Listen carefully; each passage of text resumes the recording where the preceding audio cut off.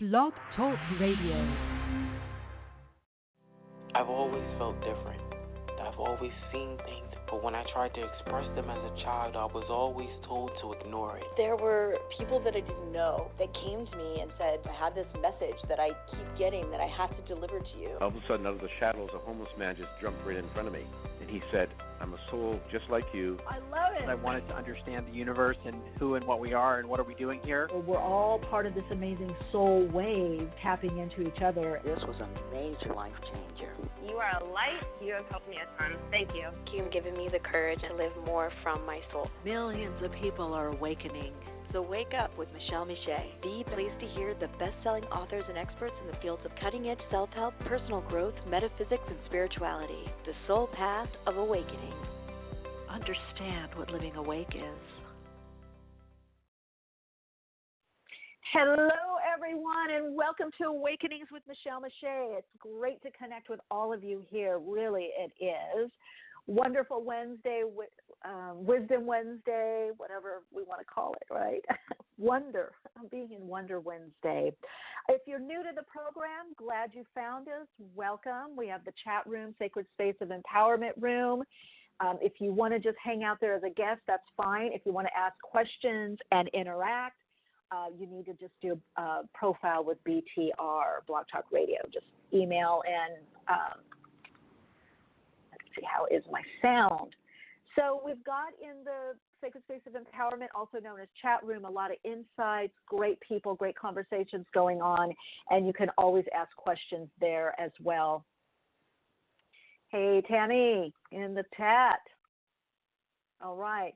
So we got our OGs, our spiritual OGs, right? They've been around, and you can always ask them questions in the chat as well, and they put input in as well as keep the sound going, let me know what's happening.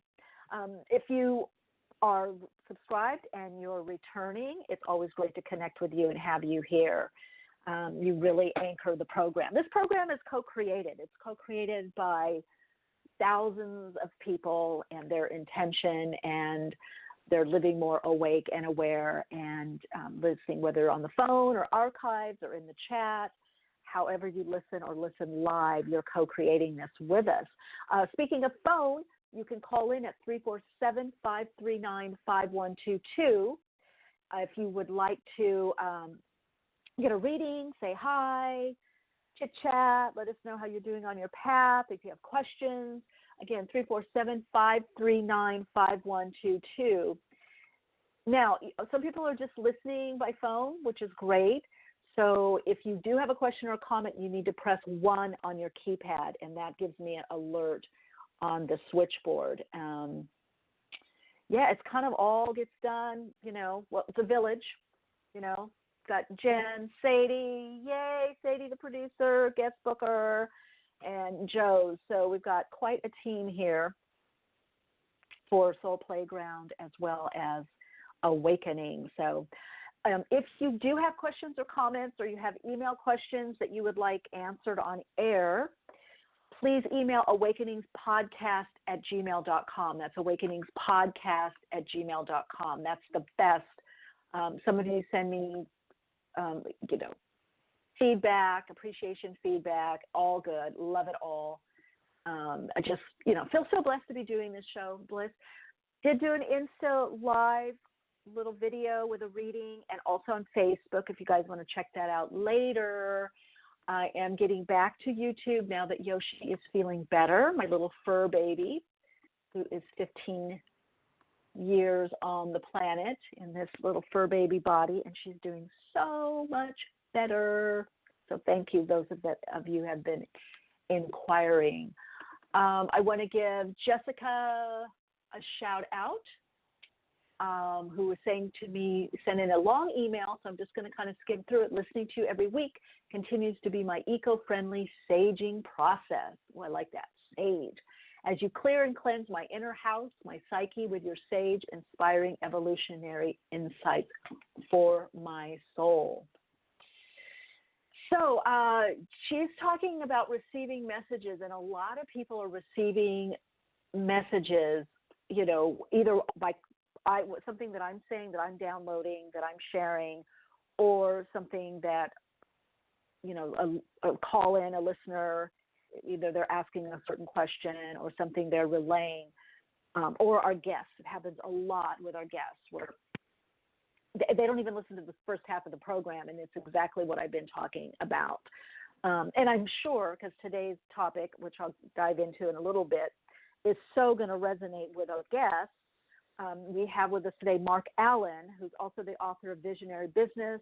He's going to be talking about his most recent book, The Magical Path, Creating the Life of Your Dreams and a World That Works for All.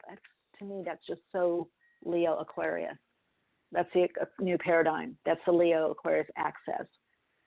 That's Aquarian, that it's individual for each of us, but also the world.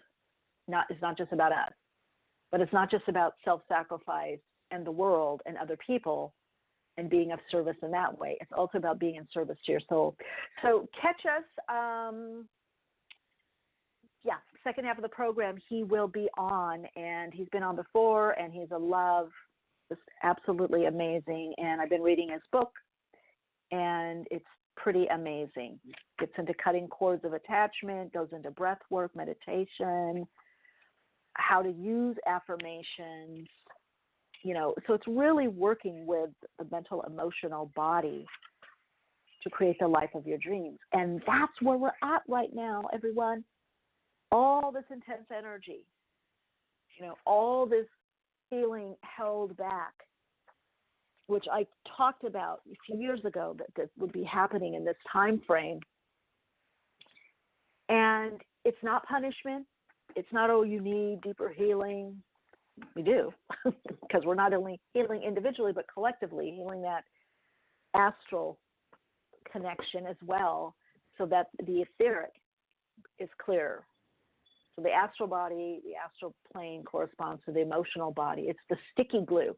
That's why a lot of times when people meet certain soulmates and they're like, I was just compelled to be with them. It was like sticky, something like just drew us together. That's an astral plane buddy. That's a soulmate that you connect on the astral plane for deeper healing when you have that glue. Otherwise, we wouldn't go for it. Psychologically, it's the projection phase, what we also know as the romantic phase in relationship, or romance with a job. If something didn't seem glittery, and glamorous, or like it's going to solve all our problems, whether it's a person, a job, a situation, or the house, things, we wouldn't go for it. So there is a certain healthy projection in, all relationship, all relating.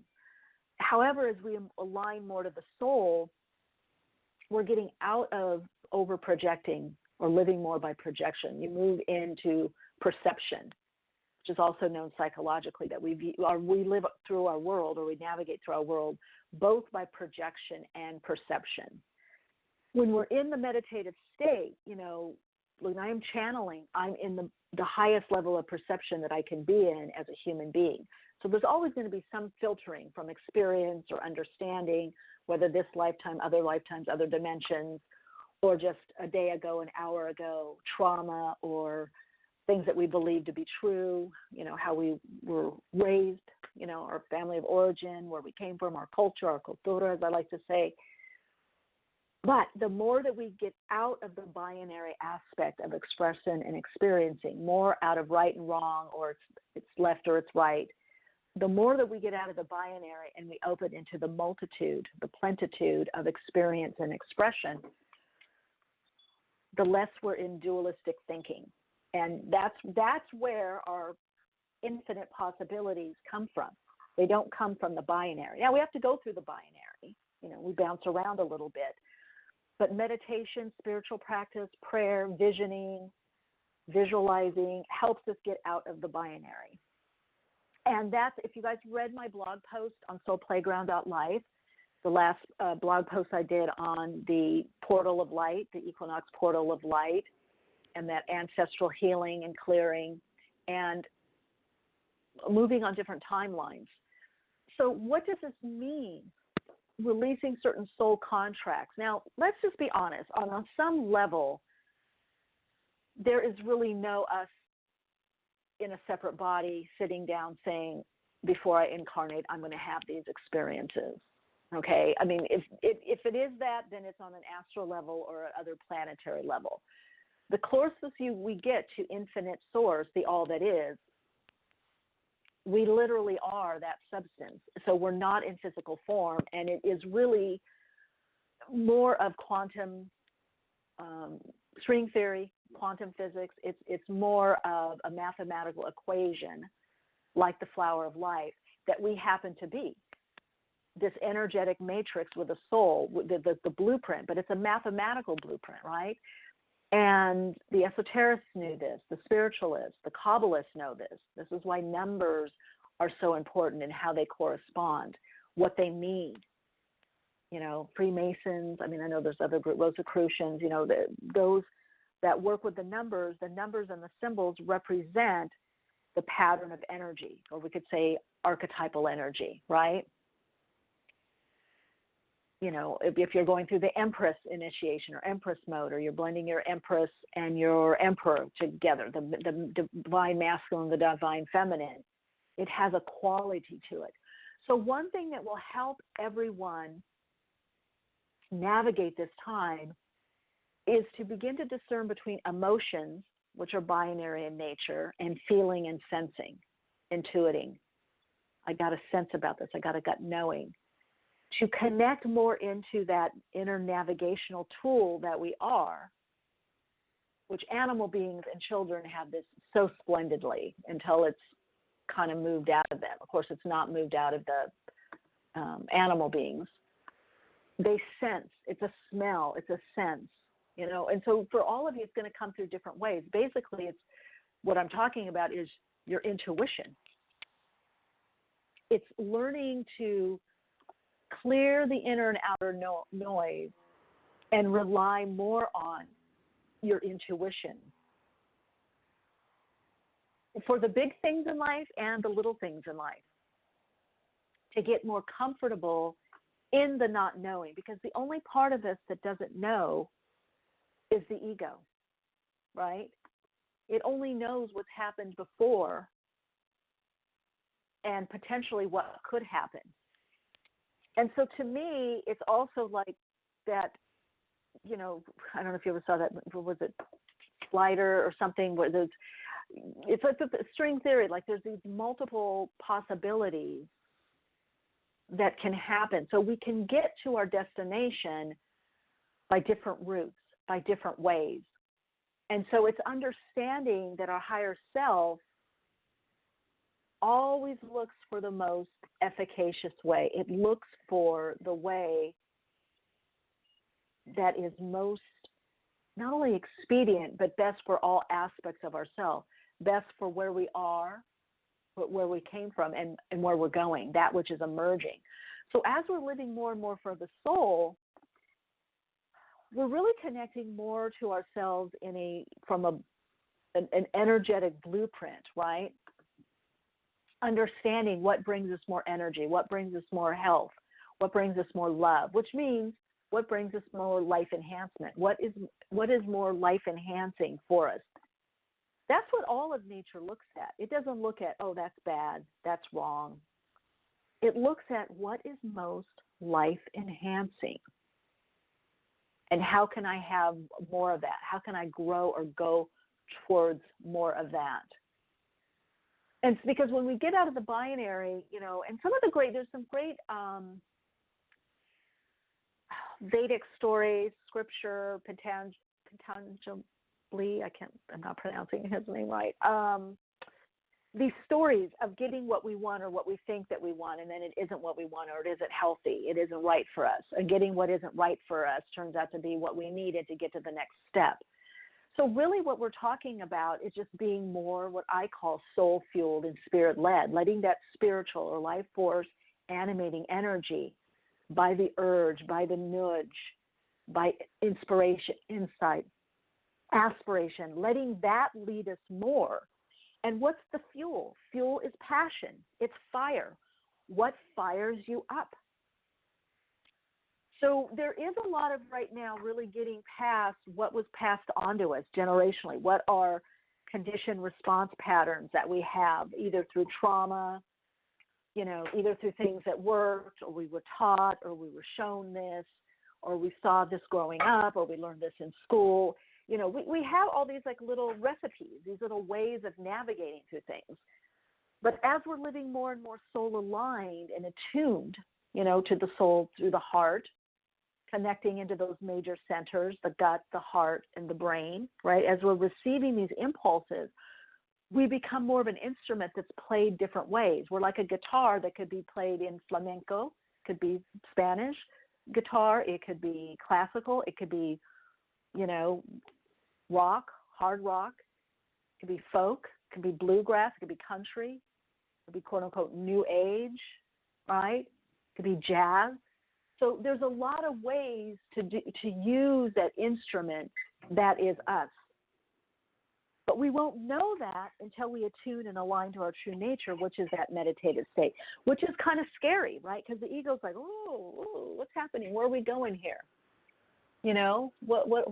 What's actually going on here? Or this is different. This is not what I planned. So many people are saying this right now. This is not what I planned. This is not what I thought was going to be happening in my life at this time. This is not where I thought I was going. Or I built all this up, and now I'm changing gears. I'm moving in a new direction. We are looking at that idea that we are, more entrepreneurs at this time. This is the age of the entrepreneur. More people starting their own businesses or working with a corporation or doing something on the side or opening up more artistically. More people having more of their gifts opening, more intuitive, getting into health, and wellness, getting into their spirit or spirituality, looking at life through that lens, studying Reiki, meditation. I've been on this path a long time. There's those that have been on longer. And I just remember people didn't want to talk about the soul, didn't understand it. It was, a bit taboo. People would only wanted to talk about the body mind, how the mind affects the body. The body, is affected by the mind, or the body affects the mind. And yoga, the physicality of it, and spirit. It was okay to talk about spirit or spirituality, but people weren't ready yet for the soul. Meditation, I was doing meditation or mindfulness in schools and working with at-risk youth, but we couldn't call it meditation. Couldn't even call it mindfulness, back in the 90s and earlier, and actually even the early 2000s, because it was thought to be religious, So we've come a long way. And, part of it is also understanding that what we have because of our ancestors, those that came before us, whether you're teachers. That's why it's so important to study with teachers, really good teachers, and work on yourself. Because one of the things that can happen, we're in this Leo, Aquarius, Taurus, Scorpio axis. And what can happen is a lot of people are jumping in, and it needs to happen because we're still in this glamour realm. Some of you have heard me talk about this, where people are jumping in, but they're not doing the deeper work. They're not doing the inner work, the therapy, the healing, the emotional repatterning work, however that happens for you, hypnotherapy, resonance repatterning. So a lot of what you're seeing, especially some of the newer teachers, it's diluted. It's diluted because they're coming at it from more of an ego or egoic, like I'm a teacher, I'm doing this now. I took this one class. But they're not really working on themselves. They're so much into the expression, which is the Leo energy. The Leo energy says, I just want to express. I want to shine. I want to be out there. It's the sun. And, of course, the Aquarian energy says, well, let's do our individual expressions in a way that's good for the whole, and let's look at our individuality. But that Taurus Scorpio says, let's go deeper. There's that Plutonian energy, the transformative. Let's go deeper and ground that, the Taurus energy. Let's ground this healing or this deeper and higher frequency energy deeper. I think one of my early teachers in I think I was in my mid to late 20s, said, especially because my gifts had already been psychic, I was intuitive, but it was hit or miss. And some friends I didn't talk about it with, some people I did. Some people I just made predictions, and people thought, oh, Michelle's a little odd, how does she know these things? A lot of it was on my own. I was in my own world. Even when back in the day, because there was no internet, I had to go to the library to research things that were happening to me, like astral projection, or poltergeist, ghosts that I would see, I didn't have really any, in the beginning, any teachers, but then I would meet.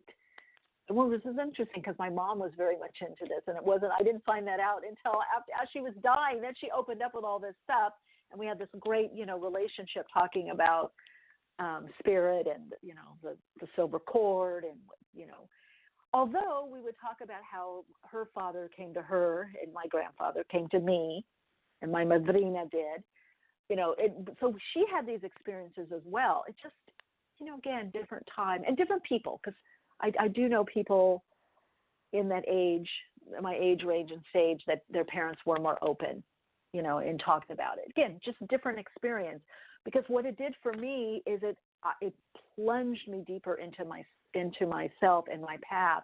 And then when my gifts really started opening and I started being out there more in the world, through college and travel and stuff, I was finding those teachers. They were being drawn to me. Some of them I was seeking out. Some of them just magically appeared, these magical helpers. And one of these teachers, I said, I really want to do this work to help other people. And she looked at me and she snapped and she said, you need to work on your ego first, work on your healing before you think about that.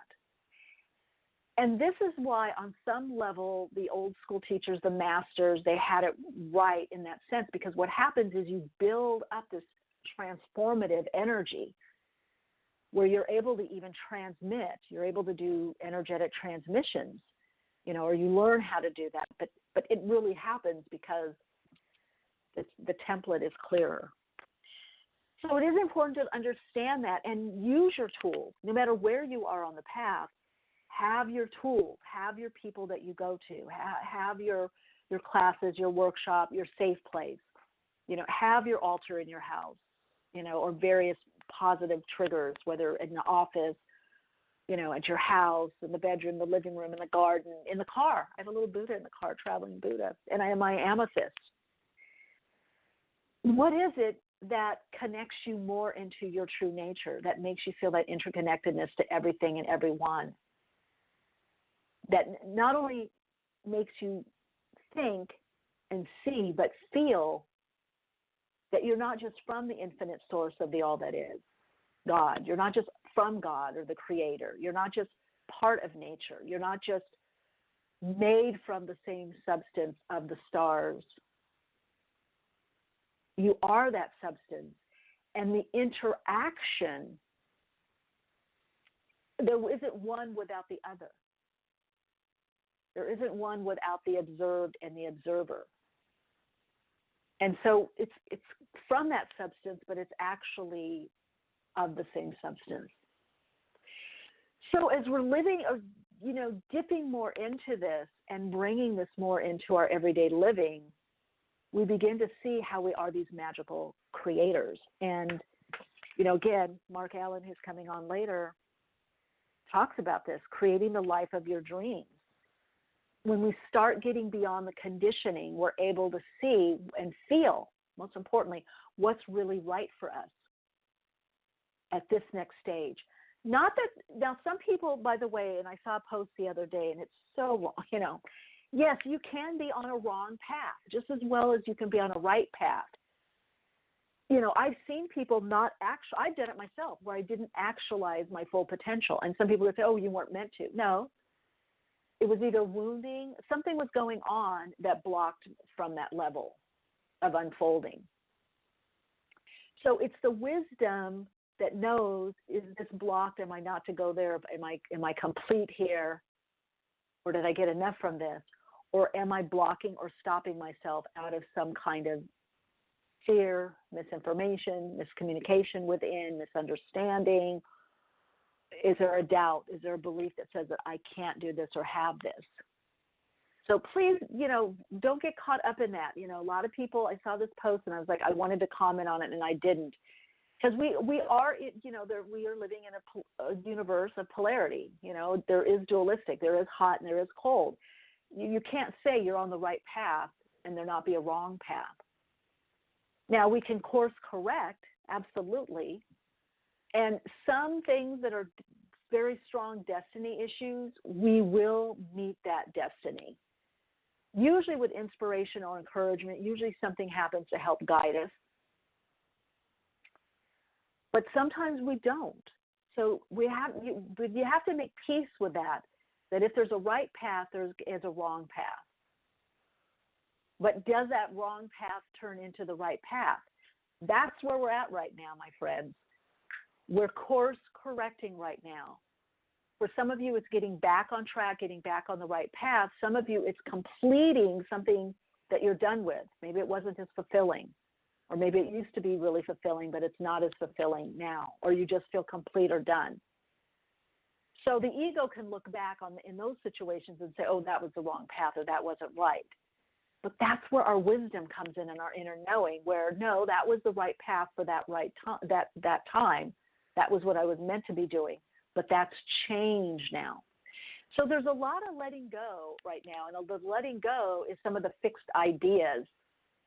Again, we like to put things in little recipes, little trite sayings, platitudes.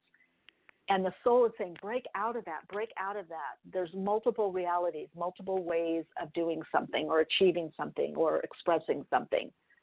There's multiple ways of connecting. And so many of you might be trying different ways and finding your way. And some of them maybe you don't stick with. And you need to move into a space of that's okay. That's okay not to stick with something that you perhaps are just done with. Or you tried it and it wasn't quite what you wanted. Or maybe you remember from another life or another dimension that you already did it. Or maybe you tried something that someone else is doing or someone suggested. So see how you could be a little more malleable, a little more flexible at this time as you're observing and checking in with yourself. What are your true values, beliefs? What's your true north? What fires up the soul? What is the fuel coming from the soul and being fueled less from fear, less from conditioning? That's going to scoot you along your path. That's going to get you in that synchronistic flow. All righty, let us get to callers. We can get to callers here. Let me get to the first caller. Hello and welcome to the program. Hello. Hello, welcome. How are you? What's your question? I'm doing great. So I just wanted to know, what do you see as far as like love life for me? Do you see like marriage anytime soon? Okay, let's look. And what's your first name? Keisha. Keisha. Okay. I don't feel real soon. I feel like it's first about. Are you dating You're not dating someone now. Sort of, yeah. Sort of. Well, what's the sort of? Because I'm not getting real strong yes. I'm getting it's either off and on or it's just beginning. I'm not getting a real strong. So what's okay? That's what it is. Yeah. So because I'm not getting a real strong partnership.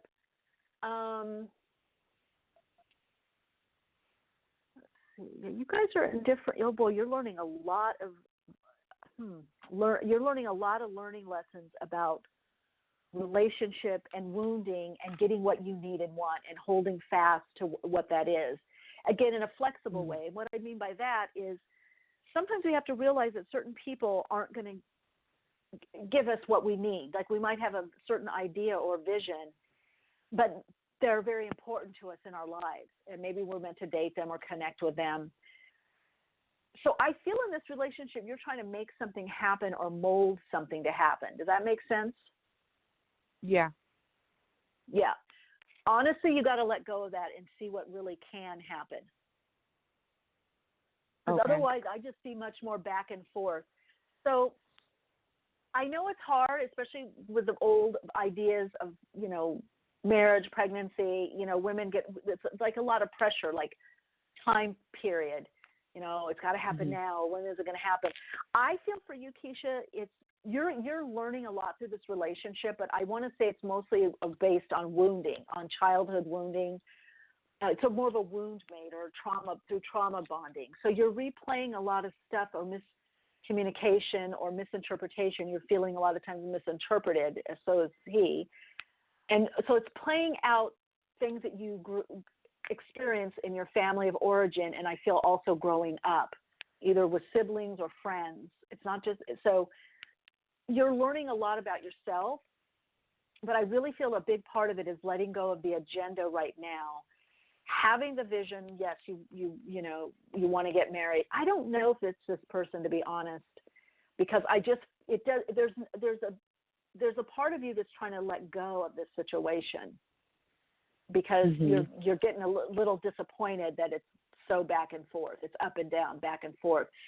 And then I do feel that he responds by pulling back, So the best thing you could do is just let go and let it be what it is. Focus on yourself, work on yourself. Don't lose the dream or the vision, that it could be someone else. But right now, I feel that it's your deeper learning that's got you in this kind of relationship. So there's something you need to learn. And once you learn it, then it releases you to draw in what it is you really need and want. But I feel for you, the next level is being with somebody that's already ready, not trying to make somebody ready or make somebody, not mold them into what you need and want to feel secure. That's why you guys are together, because he revolts on that. That's when he really cuts off or pulls back. Okay, I hope that makes you. so much sense.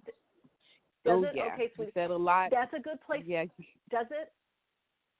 Yeah, you said a lot that you shouldn't have even known. So you've hit everything literally right on the nail. I'm so glad. Well, because your higher self is so present in this call and wants you to have that dream. I'm going to suggest to you, you can go to my site, soulplayground.life. There's, you can copy and paste. There's a basic 5-step emotional clearing and start with that. If you like it, you can get download the advanced version.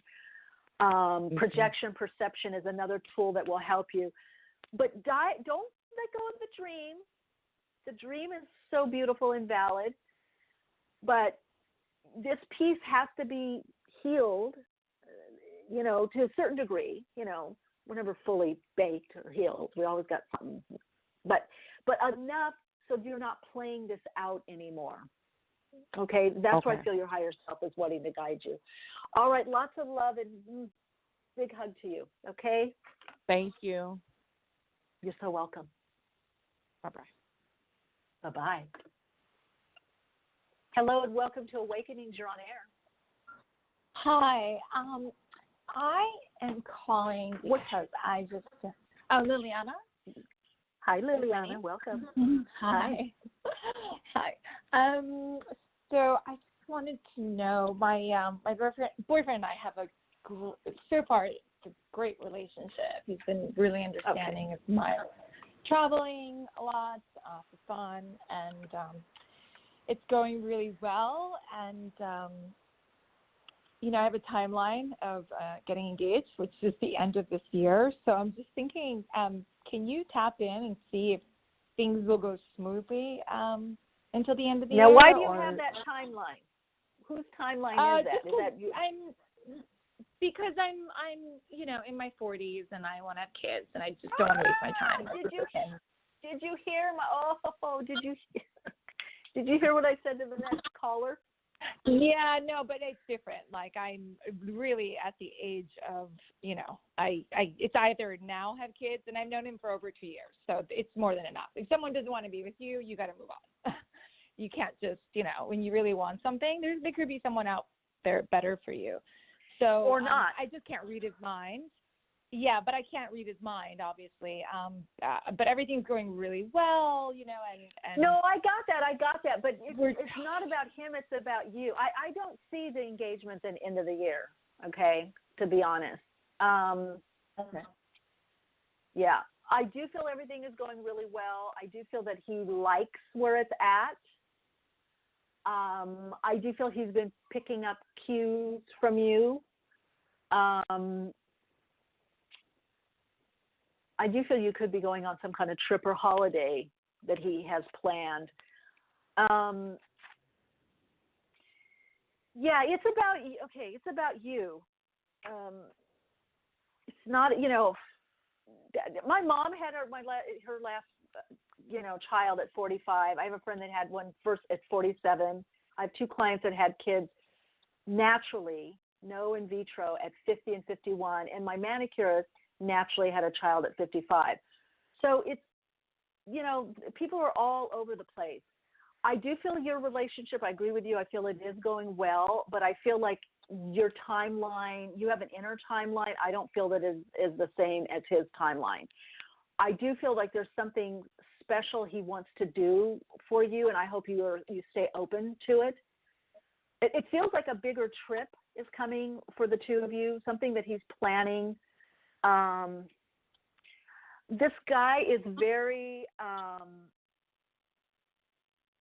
let's see, Angie in the chat's putting, don't forget Janet Jackson. Yeah, it's true. He's what? Sorry.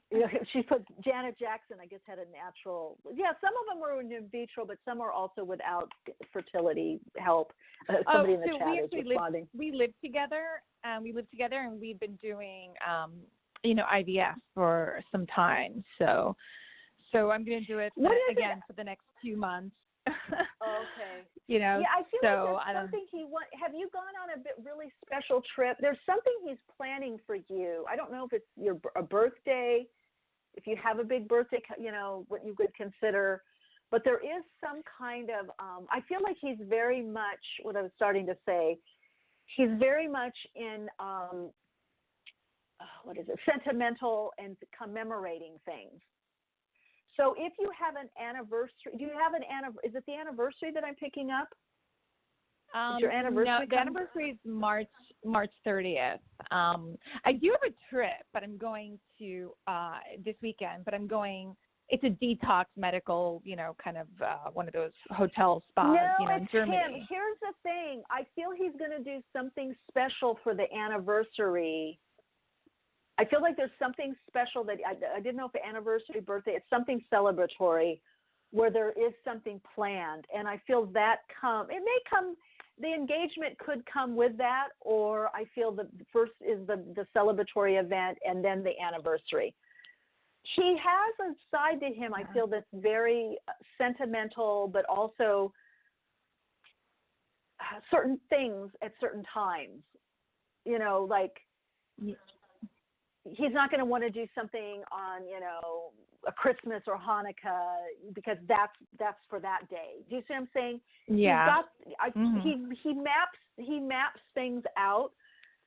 So I would say it's coming, but I would say release your timeline because I feel he has something already in mind is what I'm hearing. Okay. And it has to do with something celebratory. So if you told me the anniversary, it could be something special for the anniversary, and then the engagement comes, or it could be on the anniversary.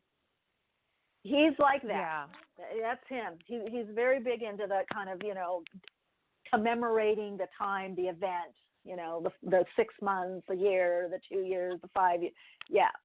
Or you went to this Bali 10 years ago, and now, we're going to go back. It's the 10th year that we were there. So he's big into that. All right, Liliana, keep us posted. Thank you so much. Okay. You're so welcome. Big hug. Bye. Bye. Hello and welcome to Awakenings. You're on air. Hi, Michelle. Hello. How are you? I'm doing great. And to whom am I speaking with? Michelle, this is Mary calling. Hi, Mary. What's your question or comment? My question is along the lines of the other callers related to love. I'm curious about my relationship. I feel our soul alignment shifting. I've had a lot of shifts personally, and I'm really excited about them. And it was a really powerful equinox, but I feel that I'm like blocking some transformation around my relationship status. And it's making me kind of anxious because I feel like a soul partner connection coming in my future. And I don't know if it's this that I can transform or if it's, you know, somebody new. Okay, let's see. Well, first of all, I'm going to say for you and a lot of other people as well, especially if you have a lot of earth in your chart and or water, that things are held back a bit of knowing, but also in the not only knowing, but with things moving forward, okay? It's a time of going deeper within. So in saying that, what's our marriage? Current boyfriend, current relationship. I get patience and allow it to be. So there is a lot going. Yeah, it's kind of keep the course. Whatever you're doing is working. Whatever it is working. And there is more depth in the relationship happening. That seems like that's something that you wanted, and I do see that happening. So sometimes, sometimes people need that. They need the time. Does that make? You've been having not your own shifts and changes, but I feel changes within the relationship, right? Yeah, absolutely. I've been trying to learn lessons from my past, mistakes and just, lessons in life and speak more of my truth. I have a lot of water. I can go with the flow. I'm easy to get along with. I like a lot of people. So it's easy for me to go with the flow. And in the past, I haven't, spoken up for what I need and what I want and, my dreams. And so I'm trying to do that more and more, but I find him resisting or, his ego pulls away. I don't have time kind of feeling sometimes. And I'm like, well, how long do I put up with that kind of thing? Well, here's the thing. When that happens, you're in the transition. First of all, I'm going to suggest the blog post that I did, this last one on the Equinox portal, read that because I actually go into this. See, one of the things why, lovely, intuitive, go with the flow, more mutable types, caregivers, overgivers to the higher spectrum of codependency, enabling, has been all of us, the healer parts of us. So giving people chances and molding, that energy is changed. That's done. So you are going to get, Mary, some resistance, even within yourself. See, all resistance on the outside is resistance on the inside. Your changes are still very new for you, right? So he's just reflecting that. What you got to do is just find the way to deal with it and just still do what you need to do. Pinch him on the cheek, give him a hug. Okay, honey, but this is what I need. This is what I'm doing. You didn't want to do this, and get a girlfriend, get a buddy, and go do what it is that you want to do. Let me tell you, he'll be checking around and changing. So people, a lot of times we change, and it does take a bit longer for those around us to change because they're still stuck in the conditioned response pattern.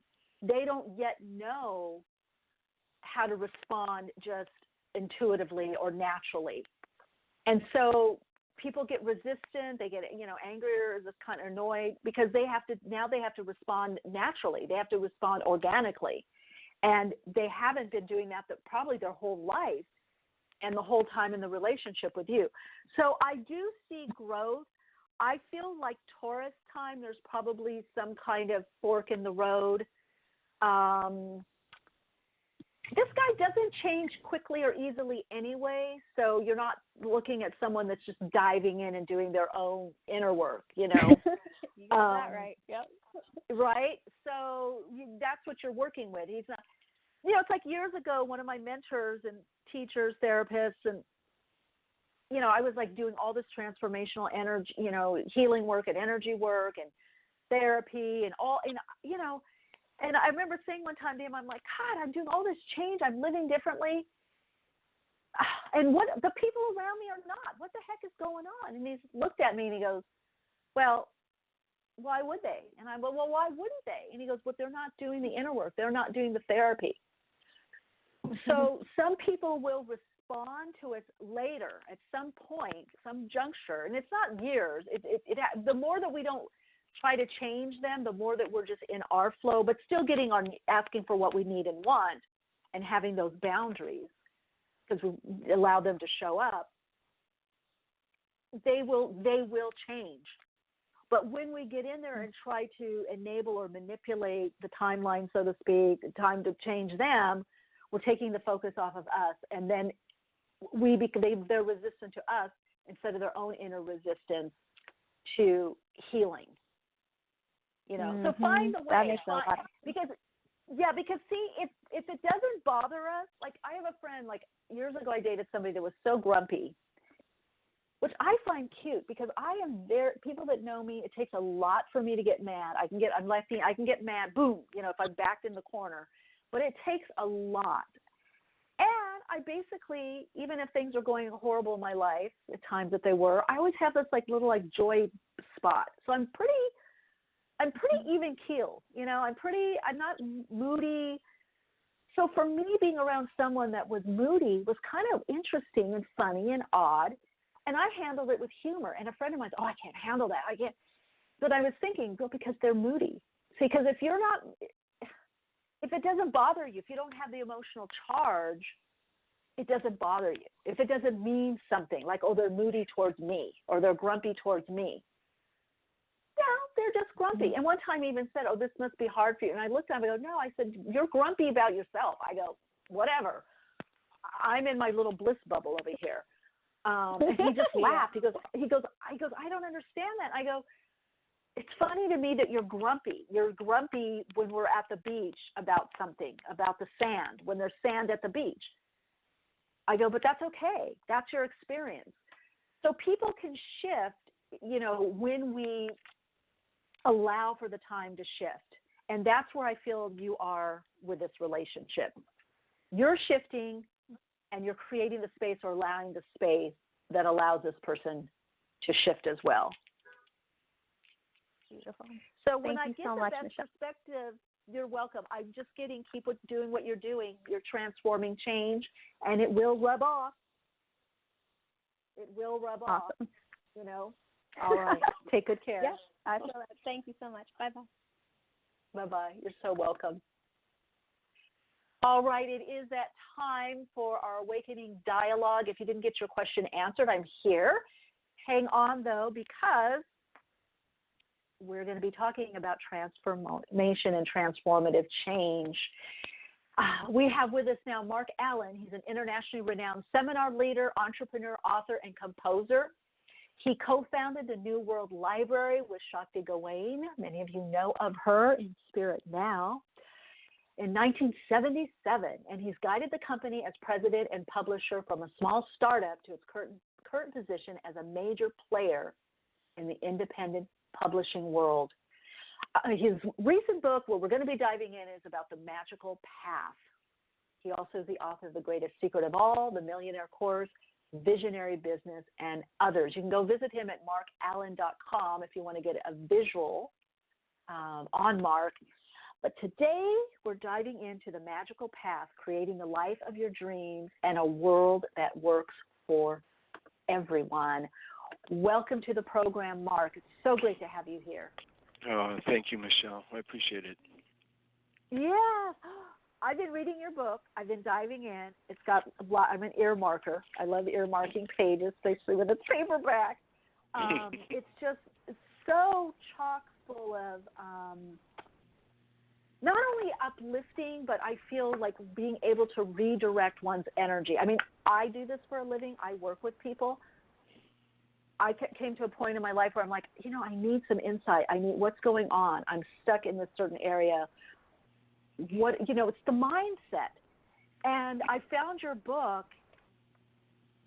It really helps with that mindset. It's the mental, emotional, but it's also connecting us to our own spirit, and maybe some people would say our spirituality, that magic in life, and getting really back into that understanding that, yes, you can change your life. You are this magical being, this magical creator, and life is magical. So I've been finding it very helpful, very uplifting. There's just so much I want to dive into with it. What was your impetus for writing this book? This is my most mature work in a way. Years ago, I did visionary business about how I created the company, and occasionally, depending on the crowd, I would say, it's really all magic. It's done by magic, meaning it is just all thought. It's all focused thought. It's changing our thoughts, or not even changing them all that much, but it's taking the time to do some focused thought. That realm of our imagination is the realm of magical creation, and there are all these forces that we can command, if you will. We can bring them into our consciousness and help us create the life of our dreams. We will never understand this process of creation. It's this wonderful, amazing process, but we can set it in motion. We can set it in motion, and it's really so simple and easy. Writing the book, I thought at first it'd be a much shorter book because I only wanted to put in there what I had used to change my life. And I thought it'd be much less when I started, but I kept writing more and more. I kept waking up at 3 a.m. said, oh, I also did that for a while. I think that might have had a real impact. Oh, and I did that. Oh, yeah. And so the book kept growing and growing. But I only put in there things that I've done to change my life. When I was a totally different person in my late 20s than I was in my late 30s. In my late 20s, I was a total poverty case. I was struggling. I had all these horrible beliefs about money, that I was a fool with money, out of control. I just didn't understand. That's why I was broke all the time. That was me at 29. Well, by 35, I was a multimillionaire. And so I looked back, okay, what changed here? And even more importantly, life was a lot more enjoyable. That's the best part. Life was, I had found this place of peace within rather than this place of anxiety. And so this book, I literally looked back, what did I do to change it? And I saw, well, you can call it magic. I did visionary business. It's all in there in more business terms. Then I did the Millionaire Course. It's all there in more financial terms, but spiritual terms too. And then Magical Path, I called it what it really is to me. It's doing magic, and it's modern magic. It's effective magic. It's Harry Potter for adults. I like that. I love Harry Potter, but it's all fantasy. I watched it all with my son. I remember saying, okay, how do those broomsticks work? What propels them? And we talked a lot. I said, I'm interested in real magic that changes your life and even changes the world. That's what I'm interested in, and that's what the book's about.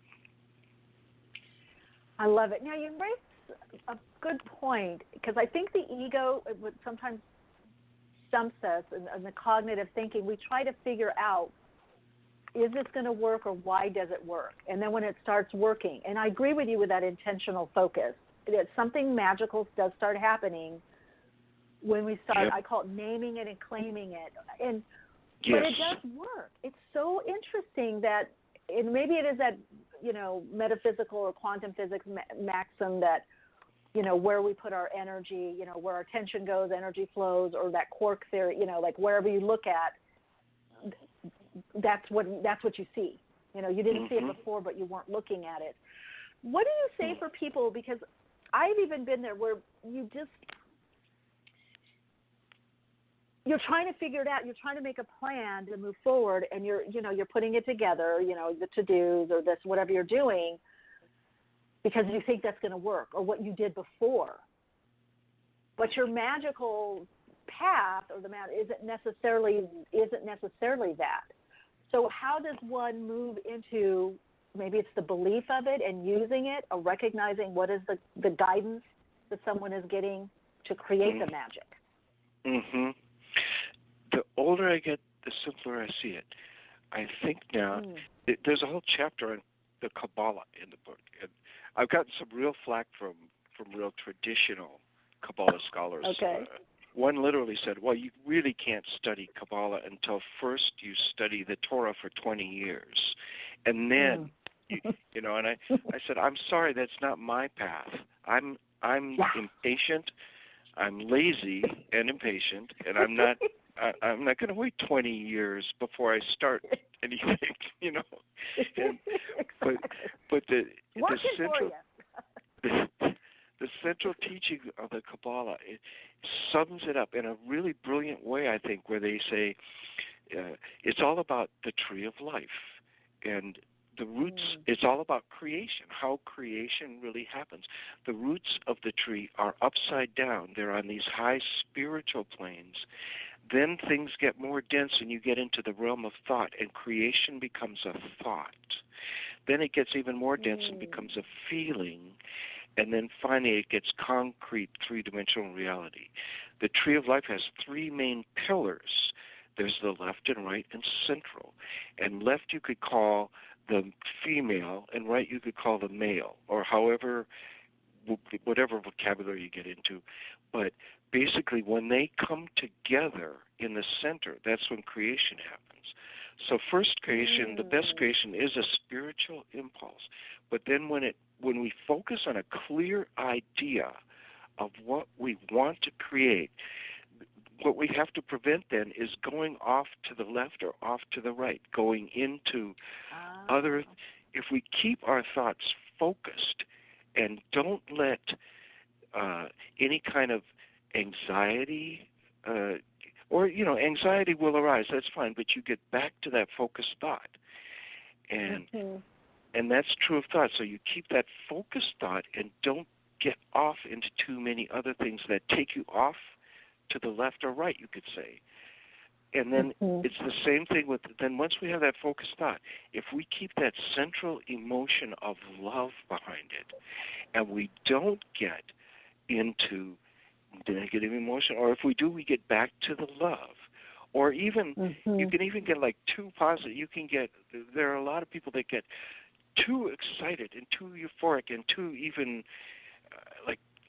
an amazing ego behind it, saying, like, I get submissions like this all the time at New World Library saying, this work is so important. My work, it will change the world. This is, somebody just said, this goes beyond Eckhart now. This is really important. That emotion is not balanced. It's too extreme. So if we keep a focused idea, a focused, clear picture of what we really want, and we keep loving it, we keep loving, putting our love behind it, then we have focused mind, focused feeling, and then the great mystery happens. It becomes created in reality. So when you're talking about the focus, is this all throughout the day or certain times? Because I know you also talk about writing the ideal scene. So you could talk about that. And then when do we do this focusing? Yes, good question. Writing the ideal scene is what changed my life. On my 30th birthday, I sat down and remembered a game I played years before where you imagine 5 years had passed and everything has gone as well as you could imagine. What does your life look like? And write it down. That's the clear mental focus then. The clear focus. When I turned 30, I woke up, I'd had a rock band, it had broken up.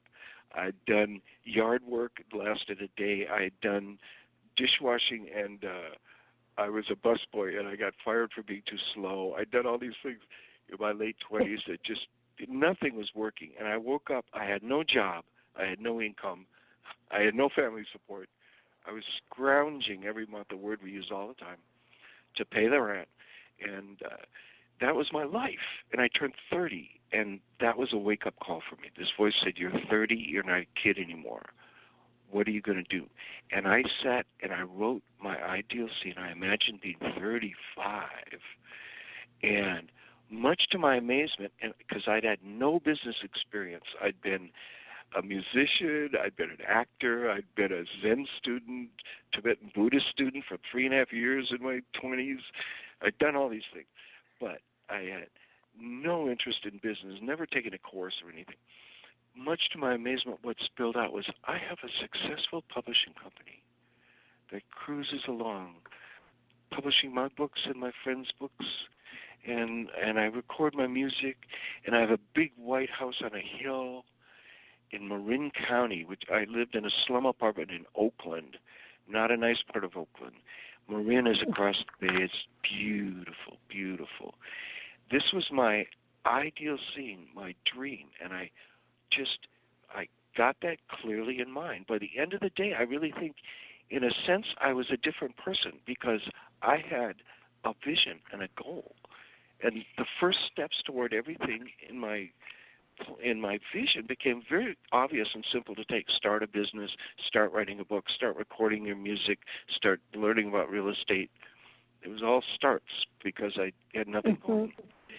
And I found it doesn't matter how we're all going to, as soon as we dream, have anxieties arise, have fear arise. And there's no specific formula of the number of times all we need to do is when the fear arises, find ways to deal with it and then get back to that dream. All we need to do is keep it focused, we'll be off track a lot of the time. I heard in my early 30s that a plane, when it flies, is off course 95% of the time. But the pilots keep correcting over and over and over. Yeah, when I heard that, that's what I said, oh, that's the story of my life. Maybe I was off course 95% of the time. But I kept correcting. Just keep correcting. When you realize, oh, okay, I'm feeling all this anxiety about this. Or, okay, I'm doing this stuff that I should not be doing. I should be doing this, and whatever it is, you keep correcting. You just do you keep your course clearly in mind and keep correcting and keep focusing on that.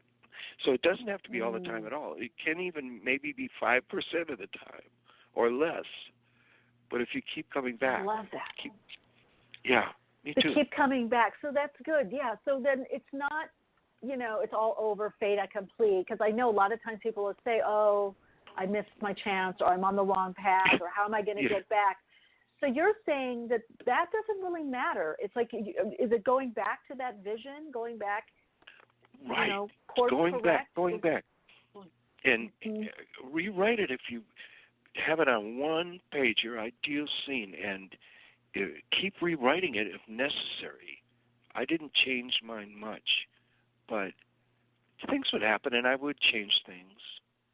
But I just had this clear picture of me in this big white house on a hill, and then going down to this office building, and my company, I even pictured it's like a ship that cruises along, and I'm kicked back on a deck, in a chaise lounge with a tall drink with an umbrella in it, cruising along.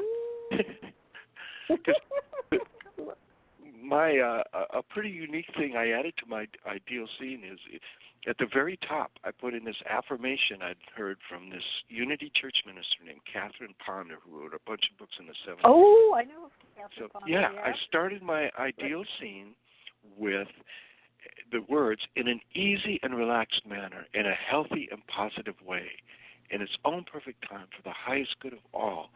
And then I wrote everything. I now have a wonderful publishing company that cruises along. And so I realized part of my ideal, part of my dream, was to have a life of ease, not to work too hard. Yeah. Right from the beginning, I thought, I'd been a musician and an actor, and I love those hours because you never do a thing until 1 in the afternoon. And I've never been a morning person, So I said, okay, I'm going to start a company, but I'm only going to work when I feel like it. I'm going to keep sleeping in. my doubts and fears said, impossible. I had battles with my doubts and fears, saying what my dad said. You've got to work 60 to 80 hours a week if you ever start a business. I told my dad I was starting, right? Yeah, I mean, I told my dad on my 30th birthday I was starting a company. He said, well, 80% of businesses fail in their first 2 years. That was his first response. And I thought to myself, oh, okay, he's one of these guys I can't share my dreams with because he'll shoot down. And what he's doing is mirroring my own doubts and fears about it and bringing them up more. So I just didn't tell him much from then on about what I was doing until it started happening. And then he was totally amazed about it. I think very, very good point that you're saying that. We have to know and be truthful with ourselves of who we can share things with in the beginning, or who is going to find that little tiny doubt and make it bigger inside of us, right? Right. It's very right. Now, Mark, what do you do for the doubt? Because it sounds like, I mean, that's the human nature, the mind, the doubt, the fear. Nobody else did it this way. What makes I can? Or you hear a 60-hour week, and then you look around and go, yeah, a lot of people do. So what do we do with that? Because I imagine you can't just say, go away, go away. No, I did I write about the core belief process that I learned in a workshop in my 20s, which is this whole process where you really focus on what the problem is, what is that doubt, what is that fear. You finally find what's the belief it's based on by asking yourself, why isn't this happening? Here's my dream. Why isn't it happening? Whatever comes up, well, it's not happening because for me, it was like, oh, you're an idiot with money. You don't even understand money. You're totally out of control. How can you create a business? Once you find that underlying belief, you find an affirmation that completely contradicts that. An affirmation. Or Sark had a great phrase. She just called it a counter statement. A counter. You counter it. And for me, what I came up with is I am sensible and in control of my finances. I am creating total financial success in an easy and relaxed manner, a healthy and positive way.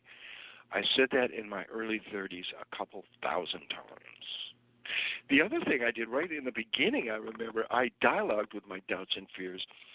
The day I turned 30, I said, okay, this is my dream, to start this company and do it in my own lazy way. They said, impossible. You got to work 60, 80 hours a week, blah, blah, blah. And I said, no, I'm going to do this as an experiment. I'd heard this word from Buckminster Fuller, looking at your life as an experiment. I grasped onto that. I said, this is my experiment. I'm going to go for my dreams, but do it in my own lazy way. They said, it won't work. And I said, look, if it doesn't work, I'll be no worse off than I am now. I was broke. I had no job, no family support. So even my doubts and fears said, well, yeah, that's true. Can't get much worse. So I said to them, give me a year. Give me a year to try this ridiculous experiment. They said, yes, it is ridiculous. It will not work. I said, give me a year or maybe two to try to go for my dreams, but do it in my lazy way and not work too hard and keep playing music and sleep late. And that's what I want. That's the life I want. I want a life of ease. I don't want to buy into this 40-hour work week thing that we are all educated to think is necessary somehow to be able to survive in this world. That's so powerful. And right now there's so much, pattern interrupting that's happening on the planet, that I would say this is such a great time to apply these principles. It's shaking it up. It's more supportive. At least now people are saying, well, I did do it a different way, or it's possible. Yes.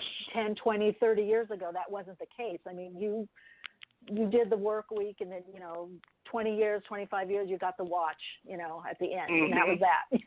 Right, right. And it starts with all of us. When we're 6 years old, we go to first grade, and they say, sit on behind a desk for 6 hours a day, kid, and start learning, reading, writing.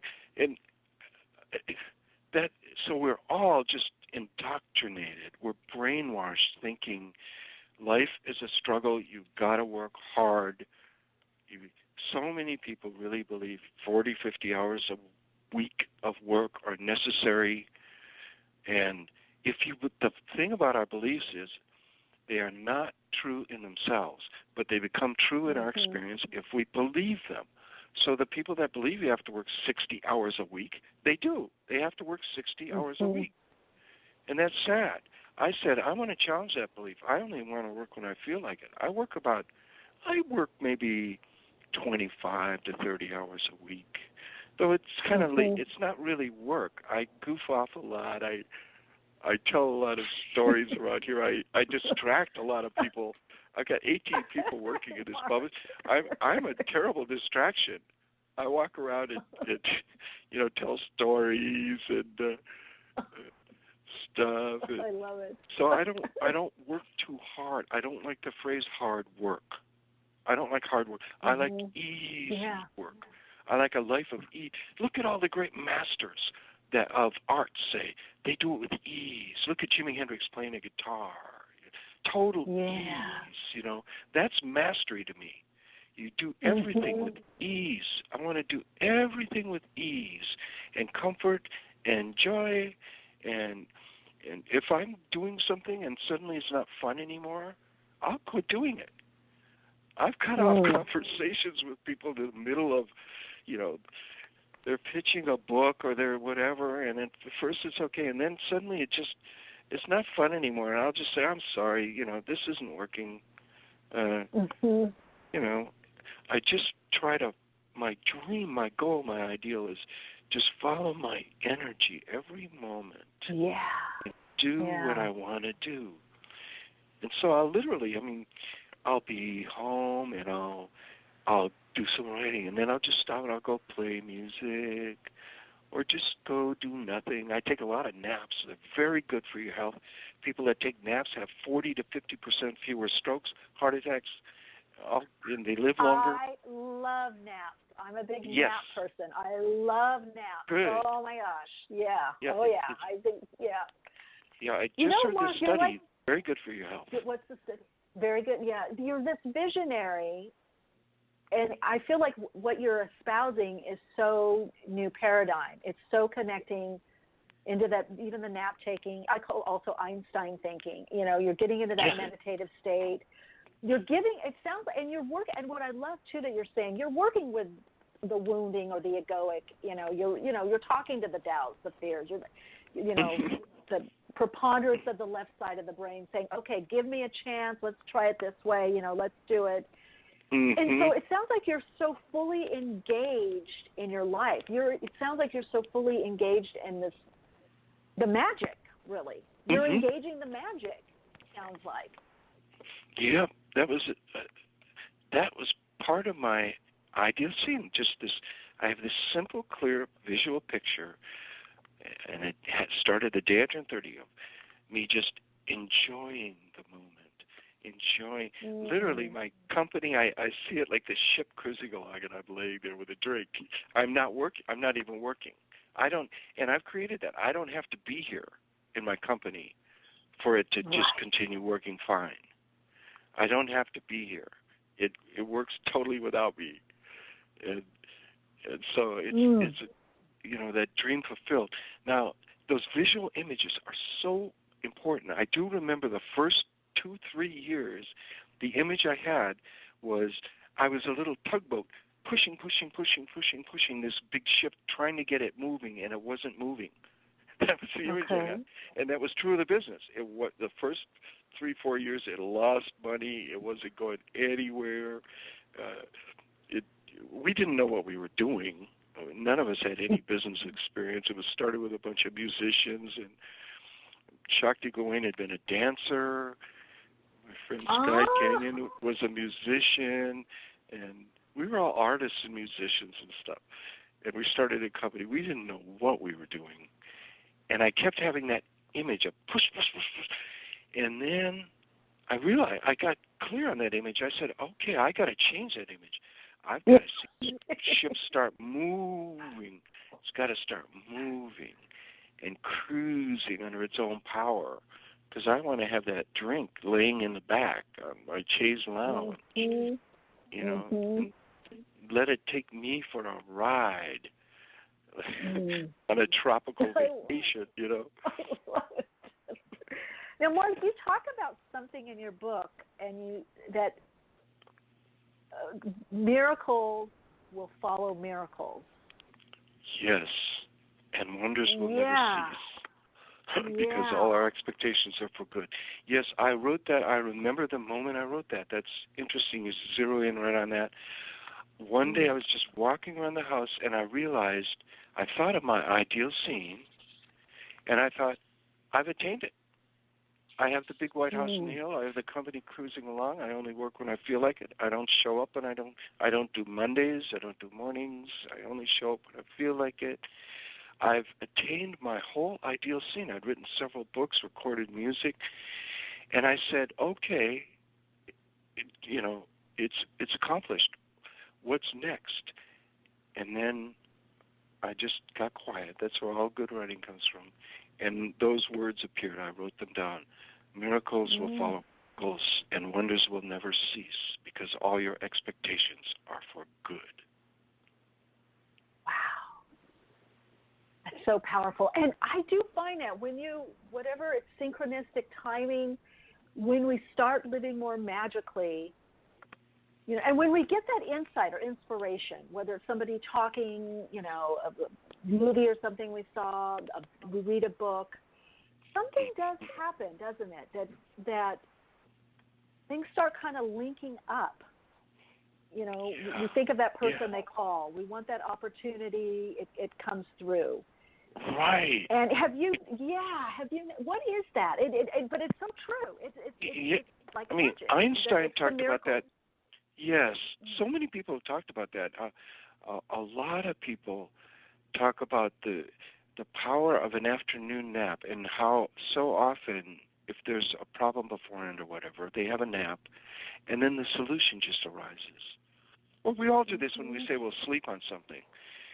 But it's just true. When you get into a relaxed state, a state of ease for a moment, whatever, and you let all those rampant thoughts go, you get into presence, as Eckhart would put it.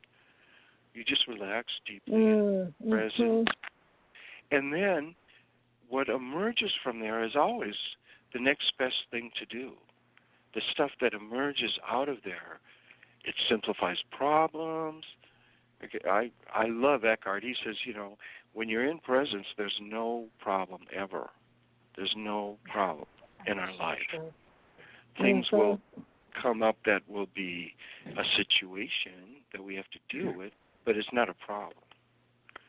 And that became my goal at 30, to have a life of ease and to enjoy life. What is life all about? We're taught life is a struggle. You got to work hard. That was my dad. Yeah. Before he passed away, he said, well, before I leave this vale of tears, and I remember thinking, by that time I was old enough to know what I know, and I it felt so bad that that was his life. Him summarizing his life as a vale of tears. It's all difficult. It's all struggle. It's a problem. He worked 35 years for a corporation doing a job he didn't like, and after he saw my success, he did come around. He said, you know, if I had to do it all over again, I'd never work for the corporation for 35 years. Yeah. But he didn't get to that realization until he was in his 70s. I got there at 30. I said, I'm going to try this purely as an experiment. And really, most of my thoughts, I think the vast majority of my thoughts thought it wouldn't work, because they thought, well, maybe it's even, you know, you do have to work a little harder. You have to work, you know, like 40, okay, maybe 35 hours a week. You got to sit down and get to work. That was really what the doubts and fears were saying. And so I latched onto that word experiment. I said, this is my experiment. I work when I feel it. So it's not work. I do what I love. I enjoy it. It's all about finding books I love. I love books. Books I love to publish, and I only do it when I feel like it. And some days I don't feel like it. So I don't. I go home. I take a nap. I go to the beach.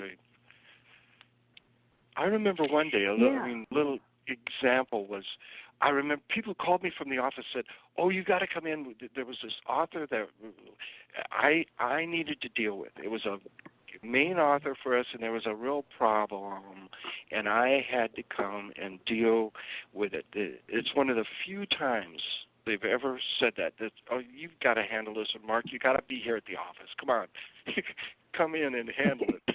You know.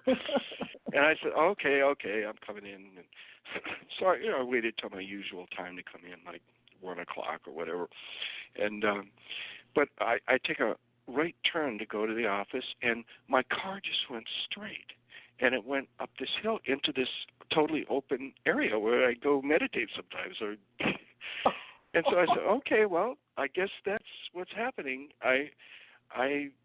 My energy did not go into the office. It went out into the. So I took a walk. I did a few salutes to the sun. I did some yoga. I sat and meditated for a little while, and then suddenly, bam, the answer popped up. The exact thing to email that person, and it was a really short, brief email. And I because of these things happen to me, I always have pen and paper.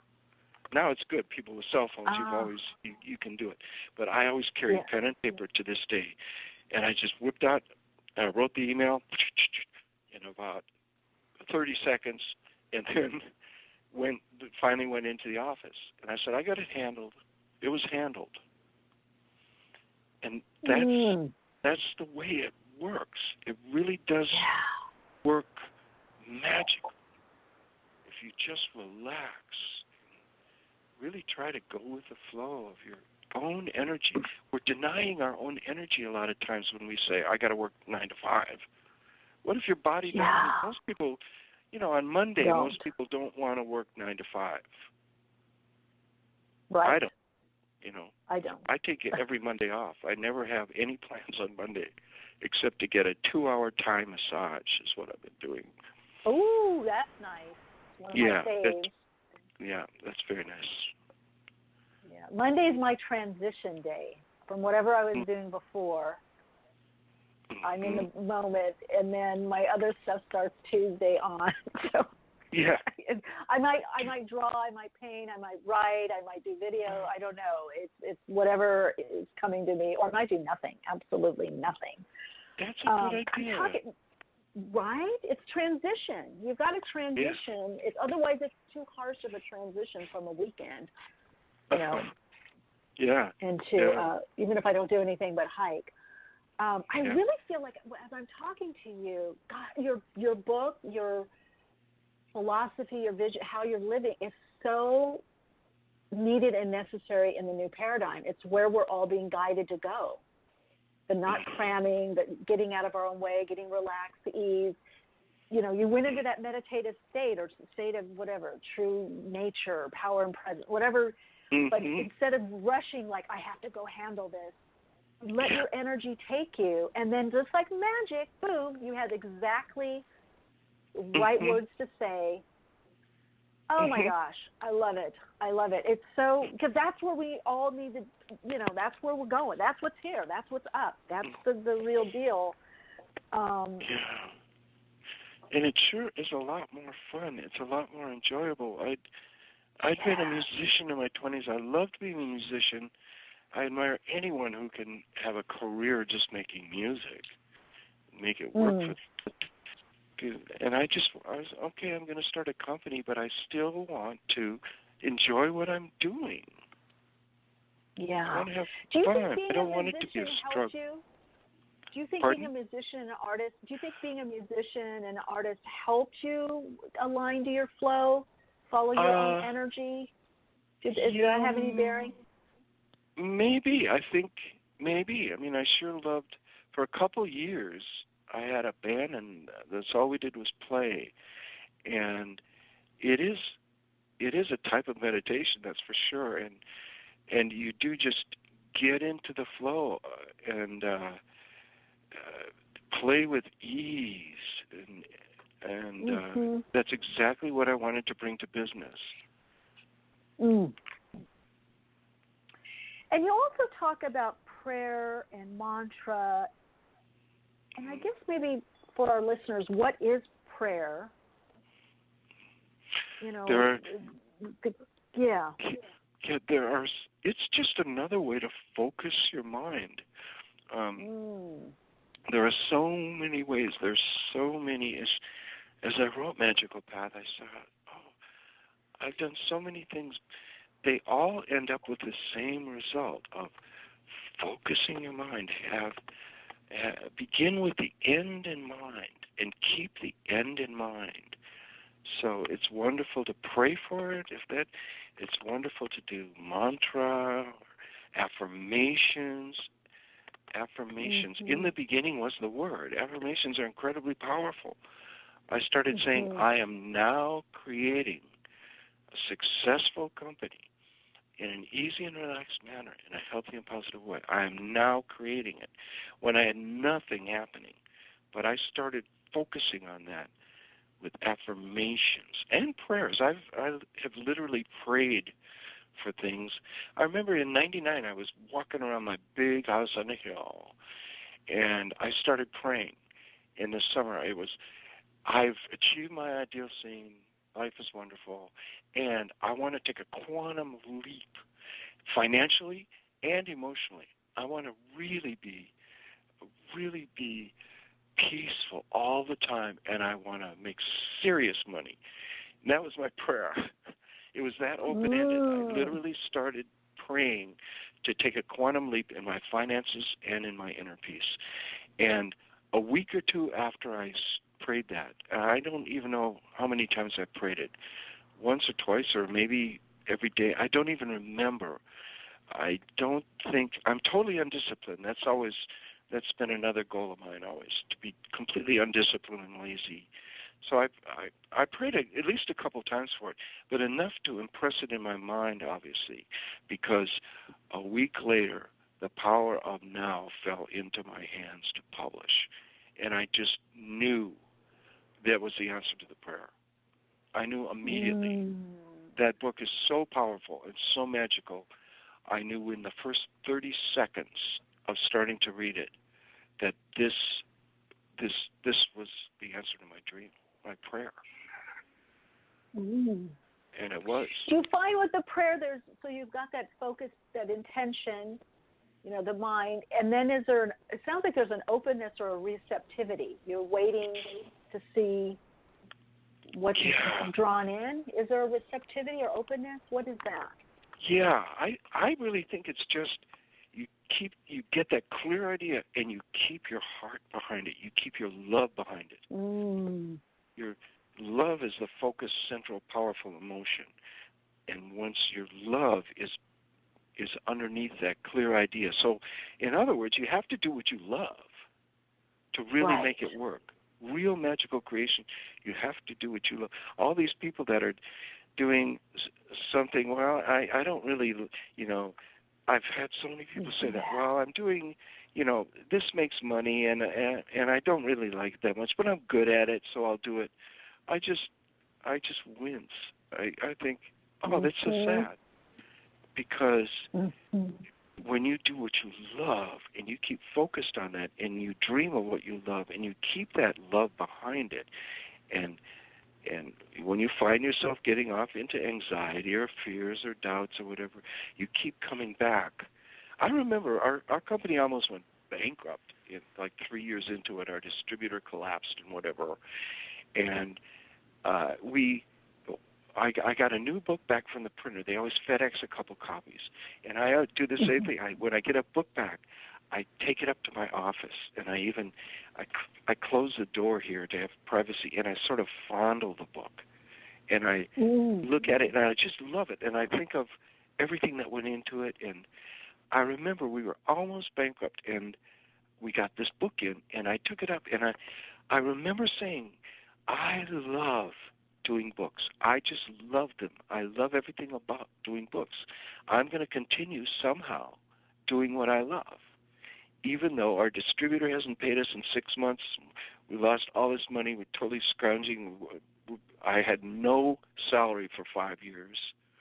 I just had to do all this side work of typesetting for other people and stuff. But I remember just fondling that book saying, I love this. This is what I want to do. I want to do what I love.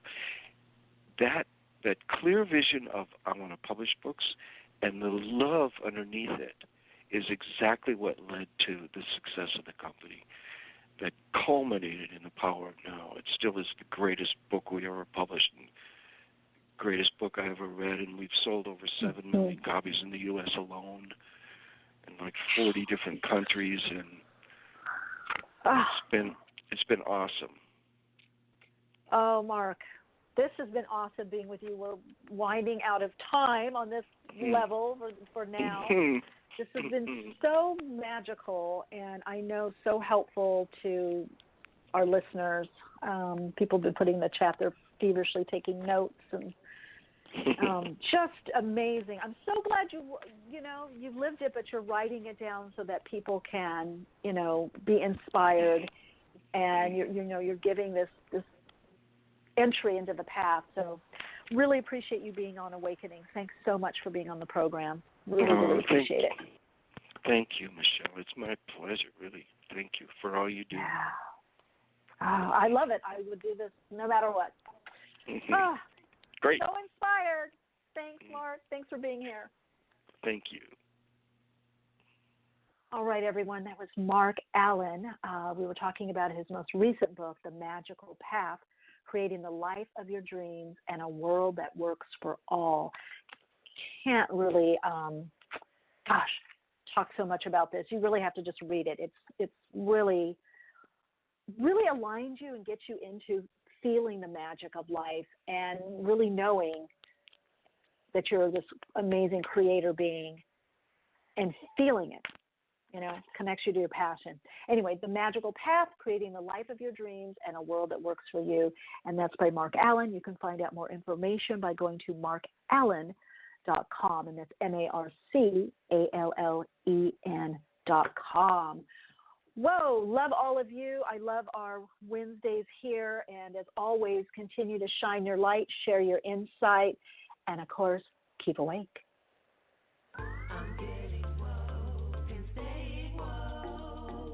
Awakenings broadcast every Wednesday, 12 p.m. Pacific Time. Archive shows available on iTunes. For continued awakened conversations and insights, join the Awakenings group on Facebook. And check out Michelle's blog at soulplayground.com. And keep awake.